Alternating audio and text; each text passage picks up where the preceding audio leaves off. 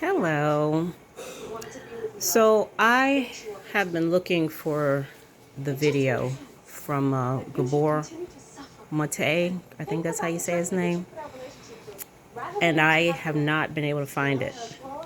I don't think they're showing it anymore. And I mean, I looked like for hours, so it's not out there. I have no idea how to get it. So so I really want me to do commentary on the whole thing, which is fine. Because I think from the trailer and other people who have done commentary on it, I get the gist of it. And but what I do want to say about trauma is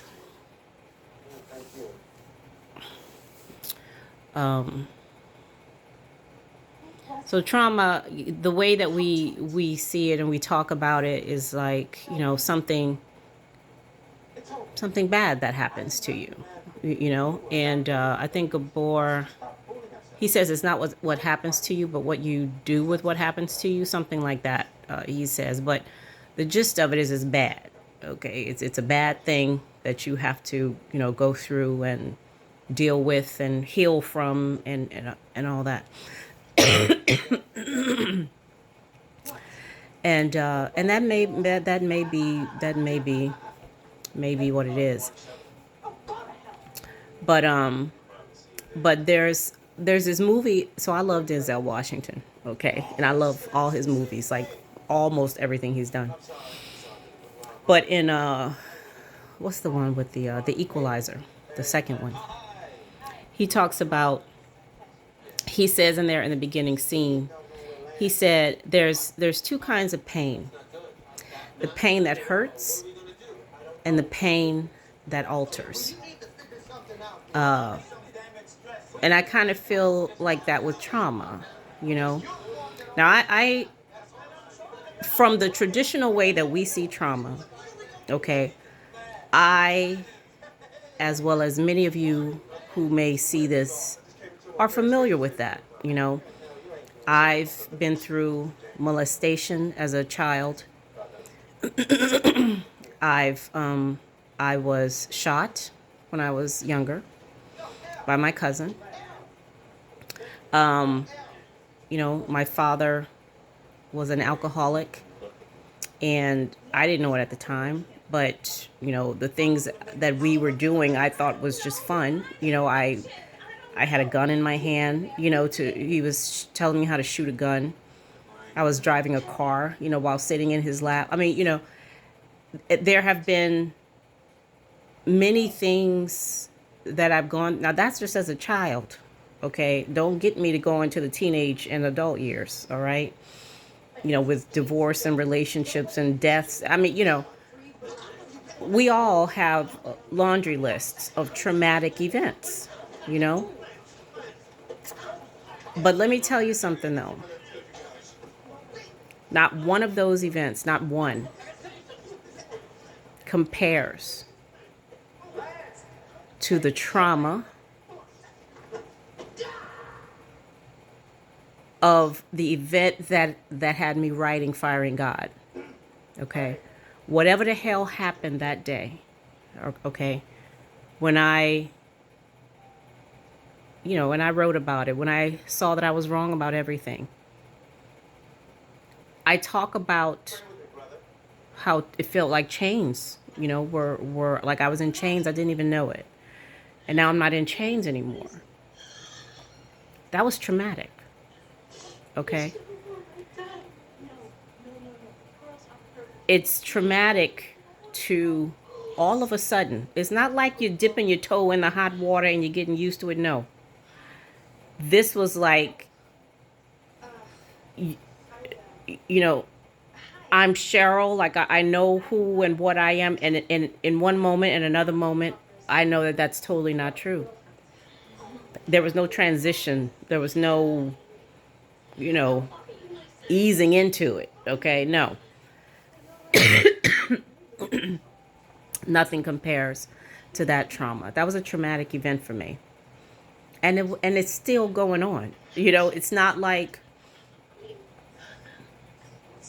it's still happening, you know, which is, and in firing God, the way I describe that is I'm firing God every day. Okay? It's still happening. Now, would I still define it as something bad? I mean, the way we typically define traumatic events, you know? But I think it goes back to what Denzel said. There's pain that hurts, and there's pain that alters. Okay? This is definitely, well, this is a little bit of both, to tell you the truth. Like, it really is. It's a little bit of both. And that's what I define as trauma, because that's really, and I don't know what Gabor Mate, all that stuff he's talking about. I'm not sure. I was not able to watch the documentary, and I haven't read his books or anything like that, okay?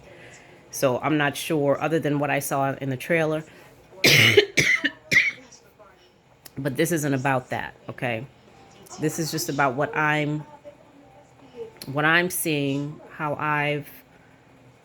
I'm defining it and experiencing it, like right now, okay? I mean, yeah, you got the, like, the so what of it, you know, the so what, you know. So I've seen this, I've experienced this thing, you know, so what, and I see that on the day to day. I really do. But it's traumatic also in that I've gone from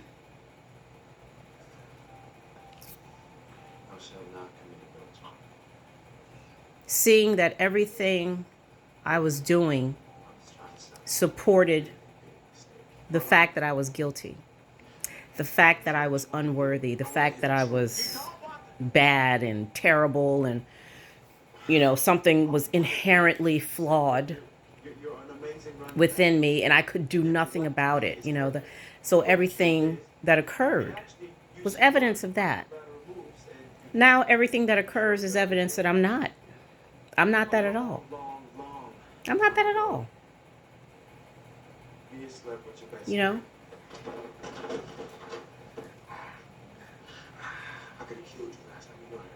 In the first, so with the evidence that I'm guilty, with that guilt comes control, because I can't be guilty unless I have control of something. Okay? I may not have control of everything, but I got control of something if I'm guilty. You know? You can't be guilty of anything if you don't have control of something. You know? So there was some kind of volition there. But now seeing that I'm not guilty, wouldn't that be a wonderful thing? You're not guilty, you know. But with that not being guilty, the control has gone. Okay, like it's completely gone. Like before, I was, you know, had control over some stuff. Now it's nothing. Not one thing. Not one thing.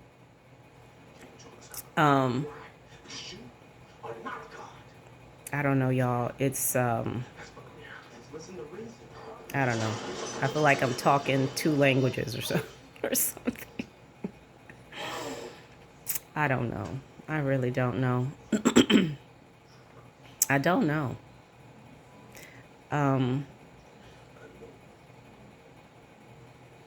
It alters. That's all I can say is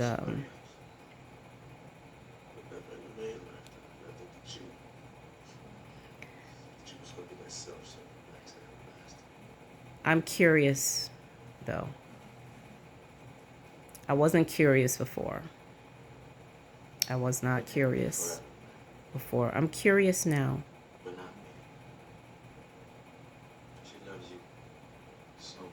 I'm curious now.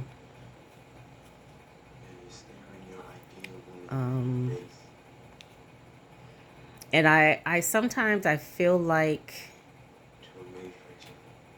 there's something ready. There's something here. You know, nothing's hidden. Okay.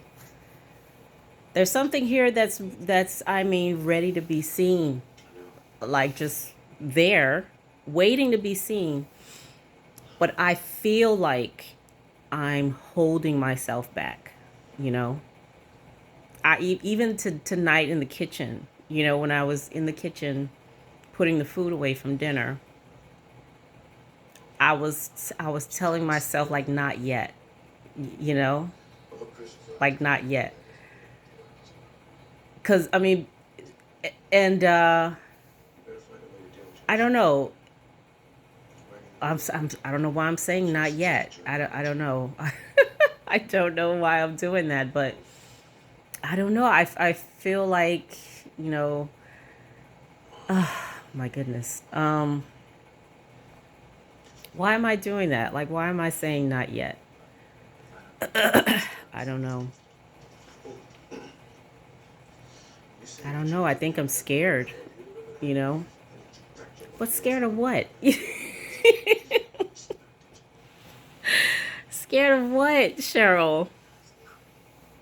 I don't know. Ah, man. Ah, I don't know. I don't know why I'm saying. I know why I'm saying not yet. You know, I'm scared. Like I'm afraid, and I don't know. I do know. I don't know. We'll see. I. It's so weird.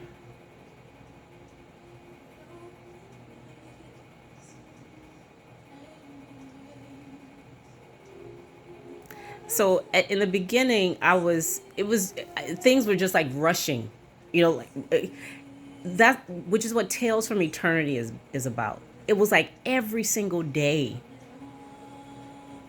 shit was just happening, you know, and it wasn't all terrifying. Some of it was terrifying, okay, but some of it wasn't. Some of it was like, oh, okay, like that's kind of cool, you know. But it was like an everyday, like I had no control, you know, like I hadn't I was just falling into stuff, you know, and I had to just take it, you know.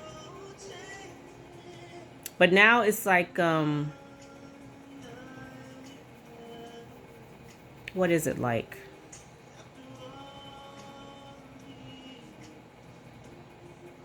I don't know. I think it's like I do have some volition, you know, like I can say, hold on a second, you know, I'm not gonna look right now. Okay, I'm not gonna look right now. And maybe that's where the choosing comes in. Because you know, the first title for Fire and God was going to be the freedom of no choice, right? It was going to be the freedom of no choice. and and what I was able to see, like the lesson, I guess, you know, from Fire and God and all that, is that I didn't know before that I could choose. I thought I had to believe a certain thing and go a certain way and do, you know, I thought I had to do that because there was a fundamental law that I was flawed, you know, like that was just written into my DNA and all that. So everything that came from that was just inevitable. And I couldn't choose anything else. You know, there was no choice to make, you know, regarding that. I know this all sounds like so backwards and all kind of craziness, but anyway, um but now I can, like I see now that that stuff is not, it's a story, okay. I could believe the story if I want to, or I could believe a different one, tell a different one and believe that one if I want to, you know. So maybe there's some of that coming into play now, like me really exercising that ability to pretend, you know, that I'm asleep, or to, you know, pretend that I'm not. Yeah, maybe that's what it is. But trauma. Enlightenment was traumatic, is traumatic. It's traumatic. And it's a trauma that even when I say I don't want to look right now, it's a trauma that doesn't end. Okay. At least from where I see right now. Like but that's not a good or bad thing. It's an altering that doesn't end. And that doesn't go anywhere. Like there's no reason for it. You know? I in the very, very beginning, I wrote a blog post, I think, where I was talking about the nothing to do. You know, how I had that sense of there was nothing to do. And I talked about how somebody said, well, what do you mean there's nothing to do? Oh, and I think I was explaining how it was like, like there's a fire in my house, and I have kids, and my dog is in there, and my my mom or whoever, people in the house. And somebody said, well, if there's nothing to do, then why would you save the people and put out the fire, and why not just let everything burn or whatever? And I said, well, nothing to do doesn't mean I don't save my family and my furniture and my I don't put water on it. That's not what that means. Nothing to do means there's no reason for an apartment or a fire or smoke or time, or you know what I mean? Like all the stuff that comes together to do, there's no reason for any of that. Okay? There's no reason for it. Like that's what nothing to do is, So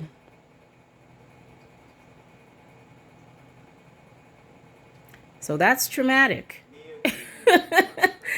Because you grow up hearing there's a reason for everything, you grow up hearing so much about that. And then seeing, okay, yeah, there's a reason for everything, but there also isn't. There's no reason for anything, And in light of all of that, all those other things I listed as traumatic events, I don't know if that's what they are now. I really don't. I don't know. I mean, cause this, I mean, they're almost like waking up in the morning. I mean, and it's not like I'm trying to compare of one event to another, because that's not it. It's like, I don't know. It's hard to explain, but they become non-issues, because before those events, like I would use those events to help further define Cheryl, But now seeing that whether I define that definition won't be it either. They're kind of useless now. Now this is just for me. All right. I'm talking about me and this stuff. I mean, they don't really have the weight, the merit, the significance that they had before. Okay. They don't mean what they used to mean before. You know what I mean? So, yeah. So that's what I gotta say on trauma. All right, y'all. I will talk to you later.